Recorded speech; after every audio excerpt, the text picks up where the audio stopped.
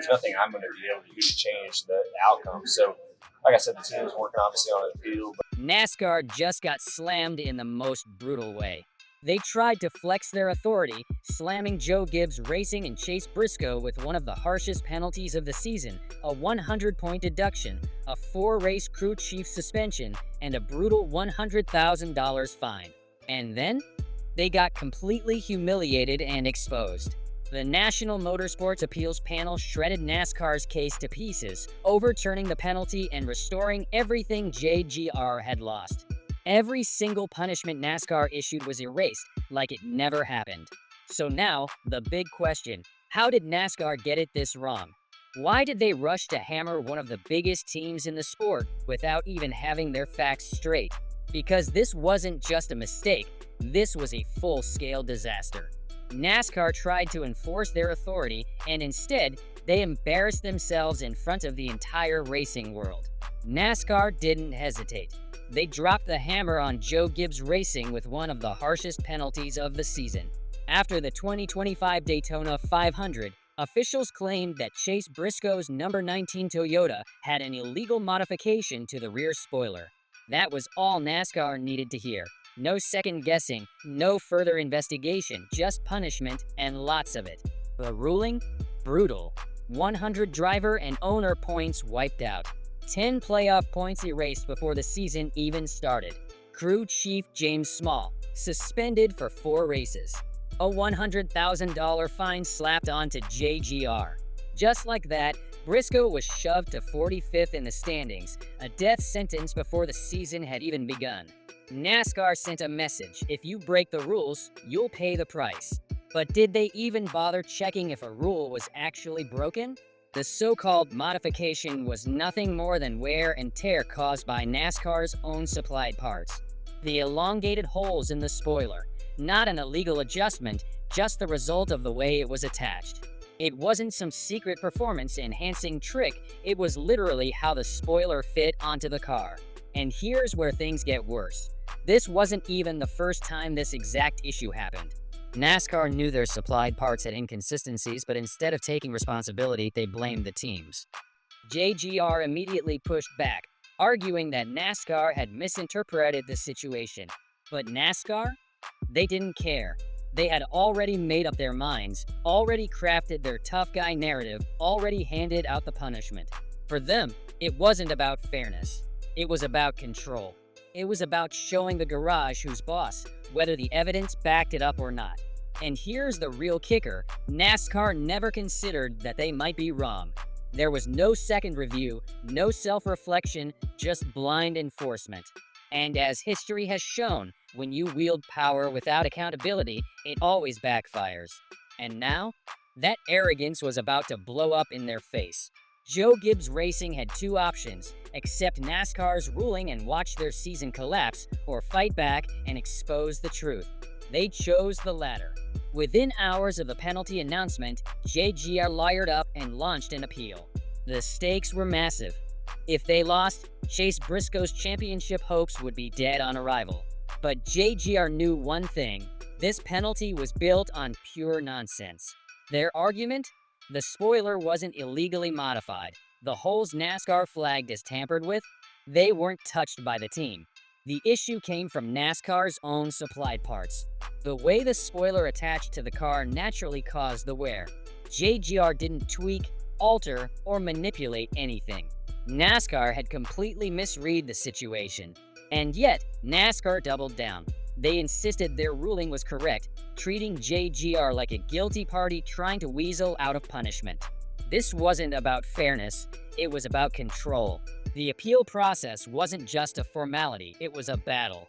JGR had to present hard evidence, technical breakdowns, and expert testimony to prove their innocence. Meanwhile, NASCAR sat there defending their weak case like a prosecutor with no evidence. The National Motorsports Appeals Panel listened. They analyzed, and as the hearing played out, it became painfully clear NASCAR had botched this one. Then came the verdict, and when it dropped, it was a full-scale humiliation for NASCAR. When the National Motorsports Appeals Panel finally made its ruling, it was a complete disaster for NASCAR.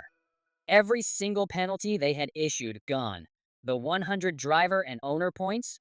Restored. The 10 playoff points? Given back. The crew chief suspension? Overturned. The $100,000 fine? Erased. NASCAR got nothing. No partial punishment, no reduction, just a complete, total reversal.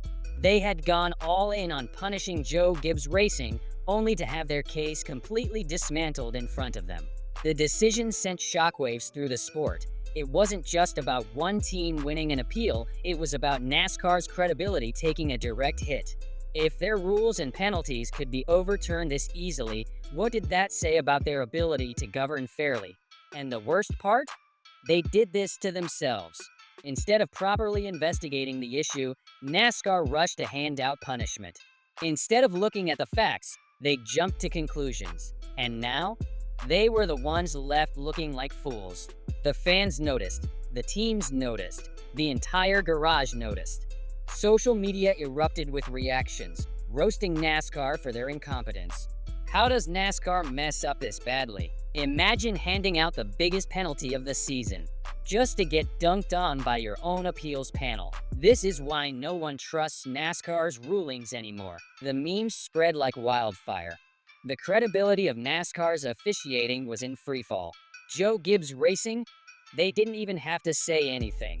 The ruling spoke for itself. Their penalties were completely erased, and the world could see who had been wrong all along. And NASCAR? They had no answers, no defense, no explanation for why they got it this wrong. For a sanctioning body that thrives on control, this was a nightmare. Because if teams could take their rulings to an independent panel and win this easily, what was stopping others from doing the same? What was stopping every team from questioning NASCAR's authority? The sport was already filled with distrust toward race control, inconsistent penalties, and questionable rulings.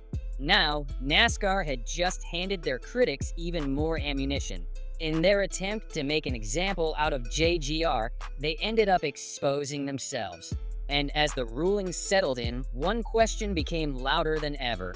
What happens when NASCAR's punishments carry no weight anymore? This wasn't just a one-time mistake. NASCAR has a history of getting it wrong. Over and over again, they've handed out massive penalties, only to be embarrassed when those punishments don't hold up under scrutiny. It's a pattern.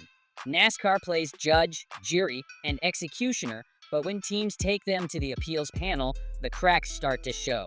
Time and time again, teams fight back, present real evidence, and prove NASCAR jumped the gun. Look at Hendrick Motorsports in 2023. NASCAR hammered them with a record-breaking penalty for modifying hood louvers, only for the appeals panel to rescind all 100 points. William Byron? Penalized for spinning Denny Hamlin under caution, appeal overturned. Kevin Harvick's team got hit with a massive fine in 2022 for a so-called illegal deck lid, reduced on appeal. Every time, NASCAR acts like they caught a team red-handed. Every time, the appeals panel reveals their incompetence. So at what point does NASCAR lose credibility completely? How can they expect teams to respect their rulings when their biggest penalties keep getting wiped out? This isn't just about Joe Gibbs Racing. It's about a sanctioning body that throws out punishments like candy, but can't make them stick. If a real justice system had this many overturned cases, people would be calling for major reforms. But in NASCAR, it's just another day. And now, with the latest ruling, teams have even more reason to challenge every decision NASCAR makes. If JGR can get their penalty erased, who's next? Because at this point, who actually believes NASCAR knows what they're doing? The big question, where's NASCAR's punishment? NASCAR hands out massive penalties to teams, but what happens when they get it wrong? Where's the punishment for their incompetence? Joe Gibbs Racing got their penalty erased, but NASCAR walks away like nothing happened. No accountability, no consequences, just another bad call swept under the rug. If teams lose appeals, they still suffer. But when NASCAR loses, they just move on. So here's the real question. How many more times will NASCAR screw up before someone holds them accountable? Should NASCAR face real consequences when they hand out bogus penalties? Or will they just keep making bad calls with zero repercussions? Let us know your thought in the comments section below.